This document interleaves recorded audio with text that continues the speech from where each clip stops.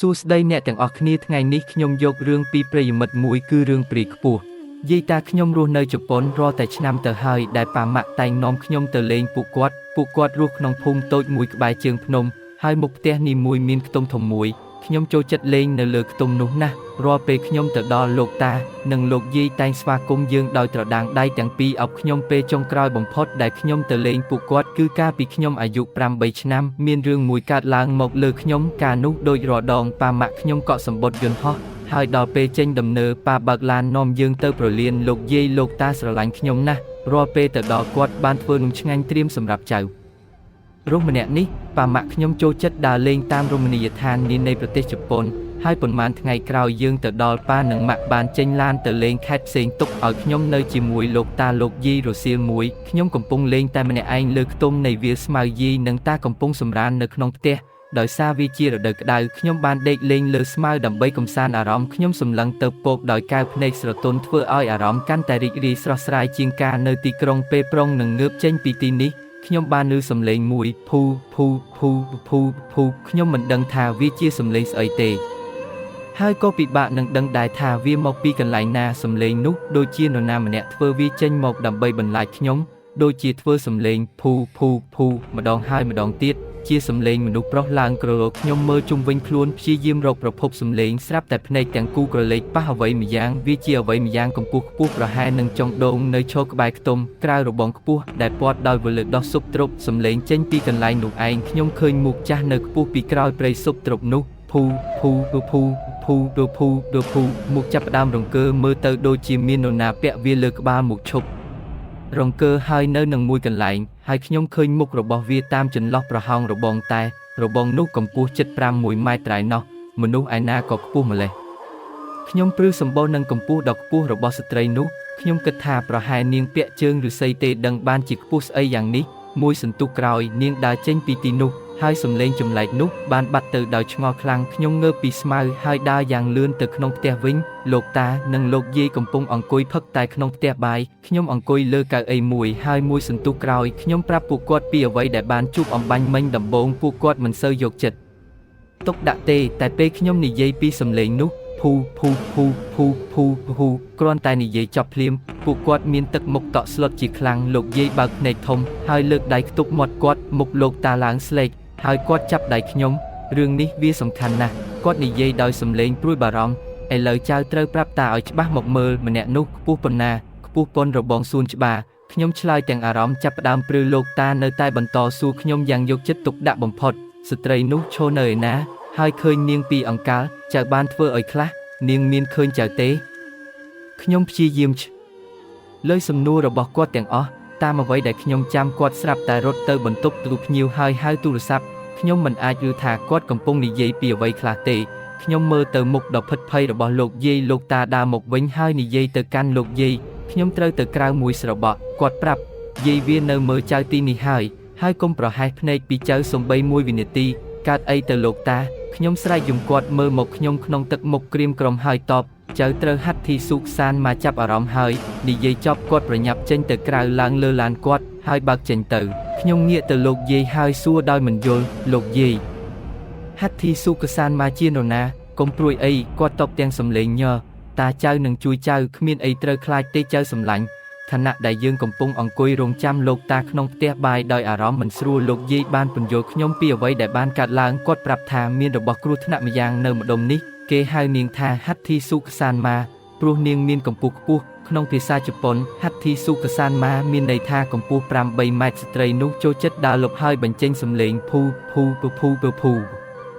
ជាសំឡេងប្រុសក្ររូបរាងរបស់វាមិនសូវជាក់លាក់ទេអ្នកខ្លះដែលឃើញគេថាអីចេះអ្នកខ្លះថាអីចុះអ្នកខ្លះថានាងជាស្ត្រីចំណាស់ពាក់រ៉ូបចាស់អ្នកខ្លះថាជាស្ត្រីម្នាក់ពាក់រ៉ូបស្វែងអូសដីអ្វីដែលនិយាយមិនខុសគ្នានោះគឺសំឡេងនិងកម្ពស់របស់វាកាលពីយូរឆ្នាំមុនវាត្រូវលោកសង្ឃម្នាក់ឃើញហើយទ្រង់បានព័ទ្ធខ្សែសេមហូវាទុកក្នុងប្រាសាទដោយអន្ទាក់នៃបដិមាតូចមួយឈ្មោះថាជីស៊ូដែលព័ទ្ធពីទិសជើងត្បូងលិចនិងកើតតាំងពីពេលនោះមកវាមិនអាចចេញពីសេមានោះទេប្រហែលជាវារកវិធីគេចខ្លួនរួចពីសេមាហើយទើបចៅឃើញវាពេលចុងក្រោយដែលវាបង្ហាញលួនគឺការ15ឆ្នាំមុនលោកយាយថាអ្នកណាបានឃើញព្រាយខ្ពស់នោះនឹងស្លាប់នៅប៉ុន្មានថ្ងៃបន្ទាប់ ស្ដាប់ទៅដូចឈួតចឹងខ្ញុំមិនច្បាស់ថាគួរជឿអត់ទេពេលលោកតាត្រឡប់មកវិញគាត់បាននាំស្ត្រីចំណាស់ម្នាក់មកជាមួយស្ត្រីនោះប្រាប់ថាគាត់ឈ្មោះខេសានហើយគាត់ហុចស្បែកមួយកំណាត់តូចដោយស្រដីកាន់ក្តាប់វាឲ្យជាប់ទៅបន្ទាប់មកគាត់និងលោកតាទៅជន់លើហើយធ្វើអ្វីម្យ៉ាងខ្ញុំនៅតែពីរនាក់លោកយាយក្នុងផ្ទះបាយទៀតហើយខ្ញុំចង់ទៅបន្ទប់ទឹកលោកយាយដើរតាមខ្ញុំទៅបន្ទប់ទឹកហើយមិនឲ្យខ្ញុំបិទទ្វារទេខ្ញុំចាប់ផ្ដើមមានអារម្មណ៍ភ័យខ្លាចយ៉ាងខ្លាំងមួយសន្ទុះក្រោយលោកតានិងខេសាននាំខ្ញុំឲ្យឡើងជន់លើហើយចូលក្នុងបន្ទប់គេងមួយបង្អួចបន្ទប់រើបិទដោយក្រដាសយ័ន្តនិងអំបោះសីមាគិធីជាច្រើនមានអំបិលមួយចានក្រឡូងនៅគ្រប់ជ្រុងទាំង4នៃបន្ទប់ហើយនឹងរូបពុទ្ធបដិមាមួយអង្គដាក់កណ្ដាលបន្ទប់ពីលើប្រអប់ឈើមួយហើយមានកន្ធរពណ៌ខៀវមួយទៀតកន្ធរនោះយកធ្វើអីដែរខ្ញុំសួរសម្រាប់ឲ្យចៅជុះអាចរឬនោមលោកយាយតបខេសានឲ្យខ្ញុំអង្គុយលើគ្រែហើយប្រាប់ព្រះអាទិត្យជិតលិចហើយចឹងស្ដាប់ខ្ញុំឲ្យច្បាស់ឯងត្រូវនៅក្នុងបន្ទប់នេះរហូតដល់ព្រឹកស្អែកឯងមិនត្រូវចេញពីបន្ទប់នេះមុនម៉ោង7ពីព្រឹកស្អែកជាដាច់ខាតលោកតាលោកយាយឯងនឹងមិននិយាយហើយឯងទេរៀបមិនទាន់ព្រឹកចាំថាទោះជាមានរឿងអីក៏ដោយគឺហាមចេញពីបន្ទប់ជាដាច់ខាតខ្ញុំនឹងទូរស័ព្ទទៅឪពុកម្ដាយឯងឲ្យដឹងរឿងនេះគាត់និយាយដោយសំឡេងមើងម៉ាត់ដែលអាចទុកចិត្តថាគាត់មិនកំពុងលេងសើចទេចៅត្រូវធ្វើតាមអ្វីដែលខេសានប្រាប់លោកតាផ្ដាំហើយត្រូវក្តាប់កំទេចស្បែកមួយដុំដែលគាត់បានឲ្យនោះឲ្យជាប់កុំលេងឬទេ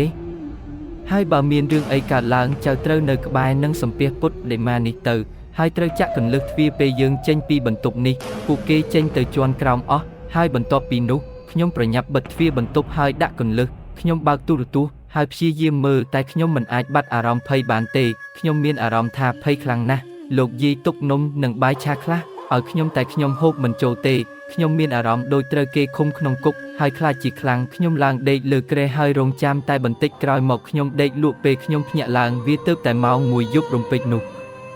ខ្ញុំមានអារម្មណ៍ថាមានអ្វីម្យ៉ាងកំពុងគូសបង្អួចទឹកទៅខ្ញុំភ័យស្ទើរតែគាំងបេះដូងហើយលោតញាប់រន្ថើនខ្ញុំព្យាយាមធ្វើចិត្តកុំភ័យដោយគិតថាវាជាខ្យល់បោកបក់ឬមែកឈើប៉ះបង្អួចខ្ញុំបើកសំឡេងទូរទស្សន៍ខ្លាំងដើម្បីកុំឲ្យសំឡេងនោះហើយភ្លាមនោះសំឡេងនោះក៏បាត់ខ្ញុំក៏បិទទូរទស្សន៍វិញគឺលោកតាហៅខ្ញុំពីក្រៅបន្ទប់ចៅយ៉ាងម៉េចហើយគាត់សួរបើចៅខ្លាចបើកទ្វារទៅចាំតាដេកកំដរខ្ញុំញញឹមហើយរត់ទៅកាន់ទ្វារតែខ្ញុំឈប់នឹងមួយកន្លែងខ្លួនខ្ញុំញ័រត្រឹកវាសំឡេងដូចលោកតាតែបើស្ដាប់ឲ្យច្បាស់វាមិនដូចទេខ្ញុំមិនដឹងថាវាជានរណាទេតែខ្ញុំដឹងថាវាមិនមែនជាលោកតាទេចៅកំពុងធ្វើអីហ្នឹងគាត់សួរចៅអាចបើកទ្វារបានហើយខ្ញុំរន្ធត់ស្លុតអស់ស្មារតីអំបិលក្នុងចានចាប់ផ្ដើមប្រែពណ៌ទៅជាខ្មៅខ្ញុំថតចេញពីទ្វាររាងកាយខ្ញុំញ័រត្រឹកដោយភាពតក់ស្លុតខ្ញុំលុតជង្គង់ពីមុខពុទ្ធបដិមាហើយក្តាប់ដុំស្បែកក្នុងដៃយ៉ាងណែនខ្ញុំចាប់ផ្ដើមបួងសួងព្រះពុទ្ធព្រះធម៌ព្រះសង្ឃសូមសង្គ្រោះខ្ញុំពីព្រាយខ្ពស់ហត្ថីសុកសានម៉ាផងខ្ញុំសំពះបួងសួងបន្ទាប់មកខ្ញុំឮសំឡេងពីក្រៅទ្វារថាភូសំឡេងគូសបង្អួចបន្លឺម្ដងទៀតខ្ញុំភ័យស្ទើរសន្លប់ទៅហើយអបបដិមាផងបួងសួងផងនាកណ្ដាលរាត្រីដ៏សែនស្ងាត់ខ្ញុំដឹងថាវាមិនព្រមទៅណាទេតែមិនយូរប៉ុន្មានពេលព្រឹកបានមកដល់អំបិលក្នុងចានទាំង4ប្រែពណ៌ទៅជាខ្មៅខ្លាំងខ្ញុំមើលម៉ោងក្នុងនាឡិកាវាគឺម៉ោង7:30នាទីដូច្នេះខ្ញុំក៏បើកទ្វារខ្ញុំឃើញលោកយាយនិងខេសានឈររងចាំខ្ញុំនៅក្រៅបន្ទប់ពេលលោកយាយឃើញខ្ញុំទឹកភ្នែកគាត់ក៏ហូរមកដោយរំភើបអូយាយសប្បាយចិត្តណាស់ដែលចៅនៅរស់យាយស្មានតែមិនបានអោបចៅរហូតហើយគាត់និយាយខ្ញុំដើរចុះទៅក្រោមហើយភ្ញាក់ផ្អើលយ៉ាងខ្លាំងពេលដែលឃើញប៉ានិងម៉ាក់ខ្ញុំកំពុងអង្គុយនៅក្នុងផ្ទះបាយលោកតាមចិត្តខ្ញុំហើយស្រដីឆាប់ឡើងទៅត្រូវប្រញាប់ទៅលើនេះយើងចុះហើយចេញទៅតាមទ្វារមុខនៅទីនោះមានរថយន្តដឹកអ្នកដំណើរធំមួយកំពុងរង់ចាំពួកយើងបរោះ 4-5 នាក់មកពីភូមិក្បែរនេះឈរជុំវិញរថយន្តចង្អុលមកខ្ញុំហើយខ្សឹបប្រាប់គ្នាគាត់នោះគឺក្មេងនោះហើយរថយន្តនោះមាន 5-4 កៅអីហើយពួកគេឲ្យខ្ញុំអង្គុយនៅកណ្ដាលដែលព័ទ្ធជុំវិញដោយបរោះទាំងនោះខេសានជាអ្នកបើកឡានបរោះនៅឆ្វេងដៃខ្ញុំមើលមកកាន់ខ្ញុំហើយប្រាប់ក្មេងតូចឯងកំពុងតែមានគ្រោះថ្នាក់ខ្ញុំដឹងថាឯងកំពុងភ័យណាស់អនក្បាលចុះហើយបិទភ្នែកទៅយើងទាំងអស់គ្នាមិនអាចមើលវាឃើញទេតែឯងមើលឃើញកុំបើកភ្នែករបស់ឯងរហូតដល់យើងនាំឯងចេញពីទីនេះទៅកន្លែងសុវត្ថិភាពលោកតាបើកឡានពីមុខឡាននេះហើយលោកប៉ាបើកតាមពីក្រោយពេលអ្នកទាំងអស់គ្នារួចរាល់ក្បួនដង្ហែរថយន្តនេះចាប់ផ្ដើមលបឿនទៅមុខយើងបរក្នុងលបឿនយឺតបំផុតប្រហែល7គីឡូម៉ែត្រក្នុង1ម៉ោងឬក៏យឺតជាងនេះផងក៏មិនដឹងមួយសន្ទុះក្រោយខេសានងាកមកប្រាប់ពួកយើងថា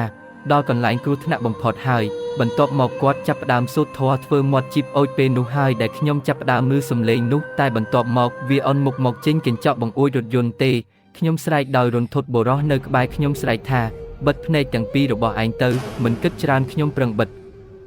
ណែកហើយក្តាប់ដុំស្បែកក្នុងដៃយ៉ាងណែនពេលនោះសំឡេងគូសកញ្ចក់រថយន្តក៏ចាប់ផ្ដើមរឹបទឹកទឹកទឹកទឹកទឹកសំឡេងវាកាន់តែខ្លាំងឡើងភូភូភូភូភូភូភូភូសំឡេងគូសកញ្ចក់រថយន្តដូចជុំវិញរថយន្តបុរសក្នុងរថយន្តនេះទាំងអស់កំពុងសូត្រធម៌ខ្សឹបពួកគេមើលព្រៃខ្ពស់មិនឃើញទេពួកគេស្ដាប់សំឡេងវាមិនឮទេតែពួកគេស្ដាប់ឮសំឡេងគូសកញ្ចក់បង្អួចខេសានចាប់ផ្ដើមសូត្រធម៌ឮទៅរហូតដល់ស្ដាប់ទៅដូចស្រែកជំទាវទៅហើយយើងកំពុងស្ថិតក្នុងស្ថានភាពតានតឹងហើយមួយសន្ទុះក្រោយសំឡេងគូសកញ្ចក់និងសំឡេងព្រាយនោះក៏បាត់ទៅ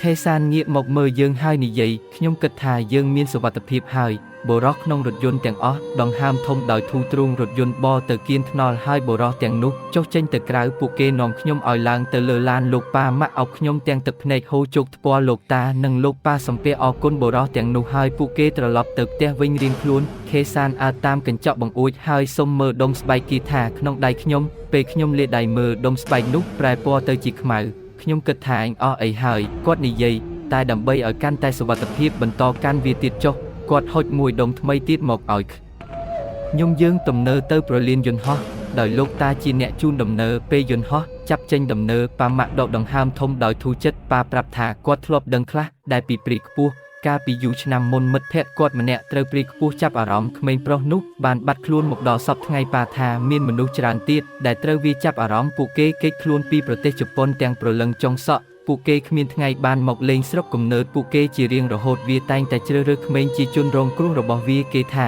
ដោយសារតែក្មេងវាឈាមពីខាងឪពុកផងខាងម្ដាយផងហើយខាងដូនតាផងក្មេងងាយបោកប្រាស់បានជាងមនុស្សធំប៉ាថាបរោះក្នុងឡានទាំងអស់សុទ្ធតែជាប់សាច់ឈាមជាមួយខ្ញុំដូច្នេះទើបអង្គុយជុំវិញខ្ញុំហើយលោកប៉ានិងលោកតាបពីមុខនិងពីក្រោយព្រោះដើម្បីបន្លំព្រាយហាត់ធីសូកេសានម៉ានោះឲ្យវាវង្វេងត្រូវប្រើពេលវេលាយូរដែរដើម្បីតាក់ទងអ្នករាល់គ្នានិងរៀបពិធីដូច្នេះហើយទើបគេឲ្យខ្ញុំនៅក្នុងបន្ទប់នោះពេញមួយយប់ប៉ាប្រាប់ថាបដិមាដែលឃុំប្រលឹងព្រាយខ្ពស់នោះត្រូវបែកបាក់ហើយព្រាយនោះអាចចេញមកក្រៅបានវាធ្វើឲ្យខ្ញុំរន្ធត់ចិត្តណាស់ខ្ញុំរីករាយណាស់ដែលបានត្រឡប់មកផ្ទះវិញរឿងរ៉ាវទាំងនេះកើតឡើងមកខ្ញុំជាង10ឆ្នាំនាំហើយតាំងពីពេលនោះមកខ្ញុំក៏មិនដែលទៅលេងលោកតាលោកយាយទៀតដែរខ្ញុំមិនហ៊ានជន់ទឹកដីជប៉ុនទៀតទេគឺរៀងចាតែខ្ញុំតែងតាក់ទងនិយាយទូរស័ព្ទទៅពួកគាត់ជានិច្ចខ្ញុំព្យាយាមប្រាប់ខ្លួនឯងថាវាគ្រាន់តែជារឿងព្រេងបន្លាចក្មេងឬពួកគេគ្រាន់តែលេងសើចនឹងខ្ញុំប៉ុណ្ណោះកាលនោះតែពេលខ្លះខ្ញុំមិនប្រកាសដែរលោកតាស្លាប់2ឆ្នាំមកហើយពេលគាត់ឈឺធ្ងន់គាត់ហាមខ្ញុំមិនឲ្យមកមើលគាត់ទេហើយផ្ដាំថាហាមមកបុណ្យសពគាត់ជាដាច់ខាតខ្ញុំតូចចិត្តណាស់ប៉ុន្មានថ្ងៃមុនលោកយាយទូរស័ព្ទមកខ្ញុំគាត់ប្រាប់ថាគាត់មានជំងឺធ្ងន់ធ្ងរហើយចង់ជួបខ្ញុំជាលើកចុងក្រោយមុនពេលគាត់ស្លាប់លោកយាយប្រកាសហើយឬខ្ញុំសួរបញ្ជាក់វាពិតជាសុវត្ថិភាពមែនវាកន្លងទៅ10ឆ្នាំហើយគាត់ប្រាប់វាយូរឆ្នាំមកហើយចៅឯងធំហើយគ្មានអ្វីត្រូវខ្លាចទៀតទេតែចុះព្រាយខ្ពស់ហាត់ធីសូកេសាន់ម៉ាខ្ញុំសួរខ្ញុំមានអារម្មណ៍ថាសំឡេងលោកយាយដូចប្លែកជាងរាល់ដងមួយសន្ទុះនោះទូរស័ព្ទស្ងាត់ឈឹងតែក្រោយមកខ្ញុំឮសំឡេងម្យ៉ាងភូ